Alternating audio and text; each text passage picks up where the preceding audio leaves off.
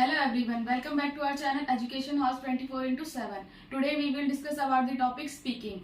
Speaking is the process of building and sharing meaning through the use of verbal and non-verbal symbols in a variety of context. Speaking एक ऐसी process है जिसके अंदर हम verbal और non verbal symbols का use करके हम कुछ मीनिंग्स को बिल्डिंग करते हैं और उन्हें शेयर करते हैं बहुत ही वैरायटी ऑफ कॉन्टेक्स्ट के अंदर। और इसे सिंपल लैंग्वेज में समझे तो speaking is the process of producing meaningful symbol of sound for conveying और sharing the message, information, feeling, knowledge etcetera. Speaking एक ऐसा प्रोसेस है जिसके अंदर हम मीनिंगफुल साउंड सिंबल के जो साउंड्स होते हैं उनको प्रोड्यूस करते हैं ताकि हम अपने जो मैसेज है, इंफॉर्मेशन है, फीलिंग्स है या फिर कोई भी नॉलेज है उसको दूसरों तक शेयर कर सके और दूसरों तक पहुंचा सके। Now we will discuss the method to develop speaking skills. Speaking skills को किस तरीके से कौन से मेथड का यूज करके हम डेवलप कर सकते हैं, जिसमें फर्स्ट वन है ओरल वर्क। ओरल वर्क के थ्रू हम स्पीकिंग स्किल्स को डेवलप कर सकते हैं। To develop the skill of speaking in learner a lot of oral work should be provided to them. बच्चों के अंदर या लर्नर के अंदर स्पीकिंग स्किल्स को डेवलप करने के लिए हमें उन्हें काफी सारा ओरल वर्क कराना चाहिए जिससे कि ओरल स्पीकिंग स्किल्स जो है उनके अंदर डेवलप हो सके। This oral work should be control, guided and free as per level of learner. और जो ये ओरल वर्क हम लर्नर को कराएंगे वो कंट्रोल्ड होना चाहिए, गाइडेड होना चाहिए और फ्री होना चाहिए as per according the need of learner. A lot of practice and drill will help learner to make language a habit. और काफी सारी प्रैक्टिस और ड्रिल की जरूरत होती है एक लर्नर को स्पीकिंग स्किल के अंदर अच्छा करने के लिए।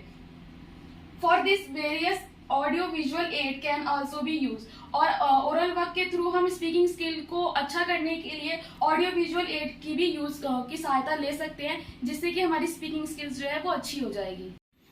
Second point is use of rhyme and jingles at an initial stage of learning a language.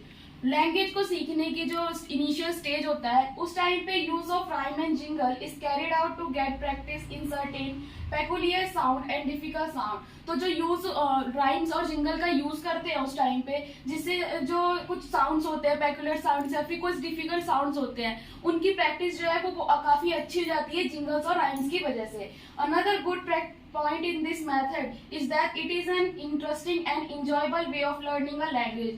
और इस मेथड का एक गुड पॉइंट ये भी है कि इससे जो बच्चे हैं इस लैंग्वेज कोई भी लैंग्वेज जो सीख रहे हैं वो काफी इंजॉयबल हो जाती है और इंटरेस्टिंग हो जाती है। जैसे जो छोटी क्लासेस में जो बच्चे होते हैं फर्स्ट सेकंड क्लास में तो उस टाइम पे जो बच्चे जो है स्पीकिंग किस तरीके से सीख सकते हैं तो वो जो राइम्स और जिंगल्स के थ्रू सीख सकते हैं। राइम्स और जिंगल्स के थ्रू जो भी डिफिकल्ट साउंड होते हैं या कुछ पेकुलर साउंड्स होते हैं उनकी प्रैक्टिस काफी अच्छे से होगी जिससे कि बच्चे अच्छे से स्पीकिंग भी कर पाएंगे और साथ ही साथ जो वो पढ़ रहे हैं या फिर जो स्पीकिंग की प्रैक्टिस कर रहे हैं वो काफी इंटरेस्टिंग हो पाएगी। Third point is question answer method. This method is used mostly widely used in classroom to develop good speech habit. जो क्वेश्चन आंसर मेथड है इसका जो यूज है ज्यादातर वो क्लासरूम में किया जाता है अच्छी स्पीच हैबिट को डेवलप करने के लिए। Here questions are presented by teacher and student are asked to answer these questions.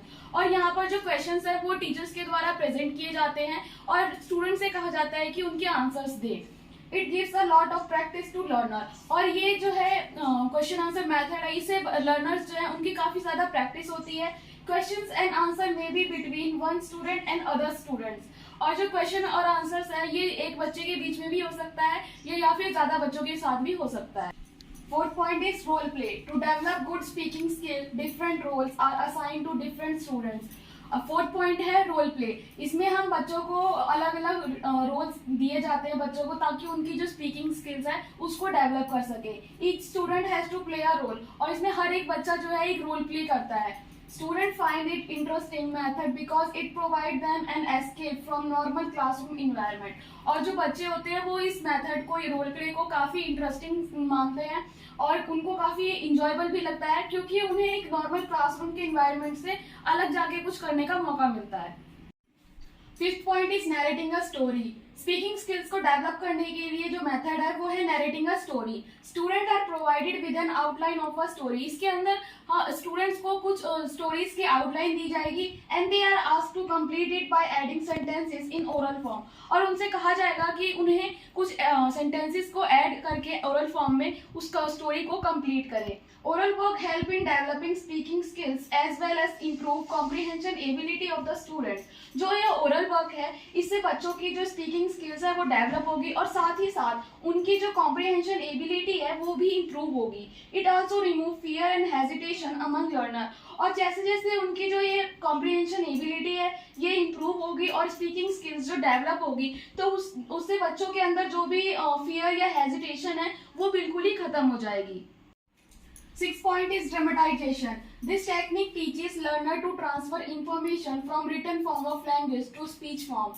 Dramatisation की टेक्निक के अंदर जो लर्नर है वो जो रिटन इंफॉर्मेशन होती है उसको वो स्पीच के फॉर्म में कन्वर्ट करना सीखता है। Apart from the transfer of information, dramatization also give practice the speech from different character. और इंफॉर्मेशन ट्रांसफर करने के अलावा ड्रामेटाइजेशन के अंदर अलग अलग जो कैरेक्टर्स हैं उनकी जो स्पीच है किस तरीके से उसे डिलीवर करना है वो भी सीखता है।